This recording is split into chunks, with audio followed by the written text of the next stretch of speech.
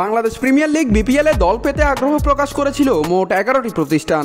তবে বৃহস্পতিবার বিসিবি আলোচনার জন্য 9টি প্রতিষ্ঠানকে আমন্ত্রণ জানিয়েছিল, যেখানে আমন্ত্রণ পায়নি চিটাগং কিংস এবং নতুন আবেদনকারী দেশ ট্রাভেলস। তাই তো এই দুই প্রতিষ্ঠান বিপিএলে দল পাচ্ছে না, সেটা অনুমিতই ছিল। তবে এর পাশাপাশি চূড়ান্ত তালিকা থেকে বাদ পড়েছে আরও দুটি প্রতিষ্ঠান। নোয়াখালীর ফ্র্যাঞ্চাইজি নিতে আগ্রহ দেখানো বাংলা মারকে প্রাথমিক যাচাই বাছাই শেষে বাদ দেওয়া হয়েছে। এছাড়াও খুলনা টাইগার্সের মালিক প্রতিষ্ঠান মাউন্টিও এবার বিপিএলে দল পাচ্ছে না।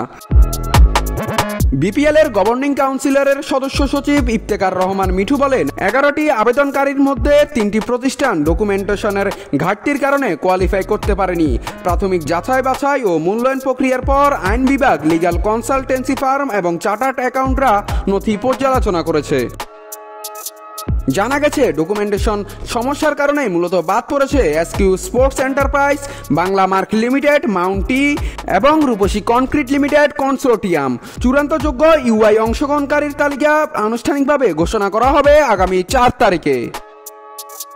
নাত রাহুল, নিউজ না স্পোর্টস।